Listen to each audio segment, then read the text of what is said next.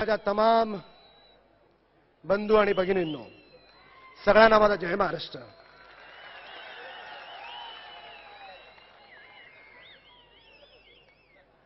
आदरणीय राजसाहेब ठाकरेंची जाहीर सभा घ्यायची जेव्हा वेळ आली, नेमकी जाहीर सभा कोणत्या ठिकाणी घ्यायची असं जेव्हा ठरलं,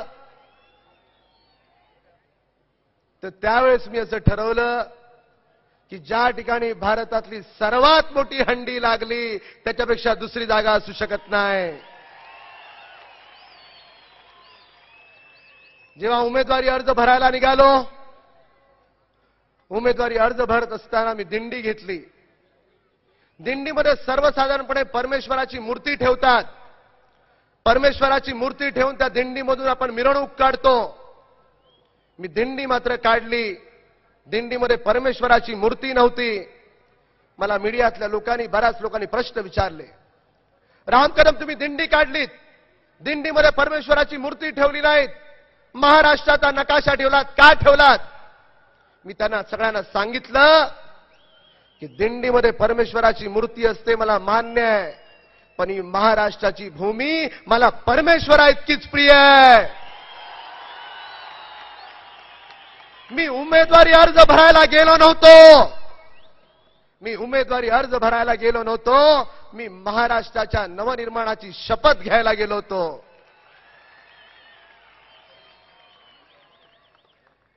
मग अशी व्यासपीठावर आलो, एका पत्रकाराचा फोन आला म्हणून खाली गेलो. IBN लोकमत मधून फोन होता. प्रतिस्पर्धी उमेदवार आहेत पूनम राव, एकीकडे राव आहे, दुसरीकडे डिसिल्वा आहे. पूनम राव असं म्हणाल्या, मी घाटकोपरमध्ये नौखी आहे असं जर कोणी म्हणेल तर मी त्याच्या कानाखाली आवाज काढीन. IBN लोकमतवाल्यांनी मला विचारलं, राम कदम तुमची प्रतिक्रिया काय? मी अतिशय साधा सरळ सोपा प्रश्न विचारला. घाटकोपर मतदारसंघाची मतदार सूची मागवा आणि पूनम रावचं नाव त्यात आहे का? कोणी यातला कोणी एकाने दाखवा. अहो, यातल्या एका तरी माणसानं या निवडणुकीपूर्वी त्यांना प्रत्यक्ष पाहिलंय? आणि तरी सुद्धा म्हणायचं मी कानाखाली आवाज काढीन. अहो, तुम्ही निवडणूक लढवण्यापूर्वी जर कानाखाली आवाज काढण्याची भाषा करता तर या गरीब माणसाला काय तुम्ही न्याय द्याल? गुलाबाच्या टोपलीत वाढलेली पोर गरीब माणसाला न्याय देऊ शकत नाही. मी माझ्या प्रत्येक सभेत सांगतो आणि मला सांगायला लाज वाटत नाही की मी पत्र्याच्या झोपड्यात जन्माला आलो. पत्र्याचं झोपडं नंतर त्याच्या आधी कुडाचं झोपडं होतं. कुडाचं झोपड्याचा अर्थ काठ्या असतात, त्याला दोरीनं बांधायचं असतं, शेणाचं सारवण असतं आणि त्याची फ्लोरिंग सुद्धा शेणाने सारवायची असते. असं माझं घर होतं. त्या घरातून माझ्या आईवडिलांनी कष्ट करून मग पत्र्याचं झोपडं झालं. पत्र्याचं झोपडं झाल्यावर अर्ध्या भिंती झाल्यावर पत्रे झाले. मग त्याच्या पुढे पूर्ण भिंती झाल्यावर सिमेंटचे पत्रे झाले. आपण सगळे झोपडपट्टीमध्ये राहतो. तुम्हाला माहिती आहे झोपडपट्टीतली घरं कशी असतात. सकाळी बाहेर गेल्यावर शाळेत जात असताना हातात डबा घेऊन सार्वजनिक टॉयलेटवर मी सुद्धा गेलोय. किती अडचण असेल, किती घाई असेल, आपल्याला घाई असते. आतमध्ये असलेला निवांत असतो. आपण दार ठोकायचं, त्याला काही पडलेलं नसतं, निवांत बिडी पित असतो. हे सगळे प्रकार मी सुद्धा अनुभवलेले आहेत. अहो, ज्याचं दुखतं त्याला कळतं.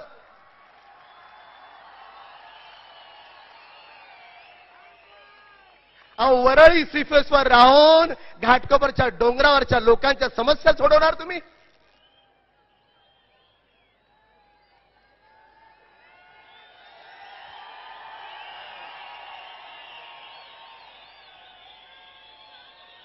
मी जेव्हा घरून निघालो, मला काहीतरी वेगळं करण्याची कायम सवय आहे. तुम्हाला माहित आहे सगळ्यांना. मला कायम वेगळं करण्याची सवय आहे, तुम्हाला माहित आहे. जेव्हा भारतातली सर्वात मोठी मी हंडी लावली, उमेदवारीचा फॉर्म भरताना सुद्धा वेगळ्या पद्धतीने भरला. आदरणीय राजसाहेब ठाकरे या ठिकाणी आलेत. आपण त्यांचं जोरदार टाळ्यांनी स्वागत करू.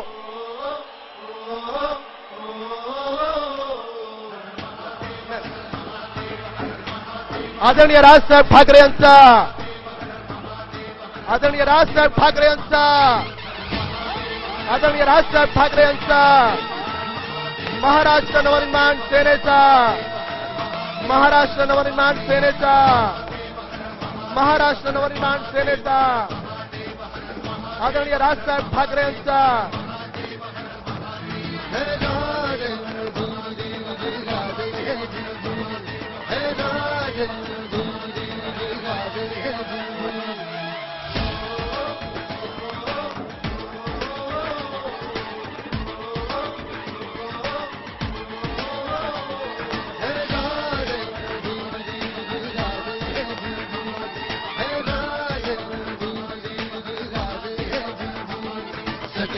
ताकती जाग नव्याने जाग पेटू दे आग मराठी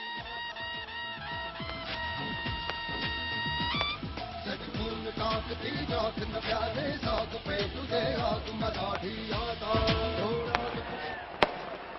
आदरणीय राजसाहेब ठाकरे यांना पुढची सभा आहे, त्यामुळे मी माझे विचार नंतर मांडीन.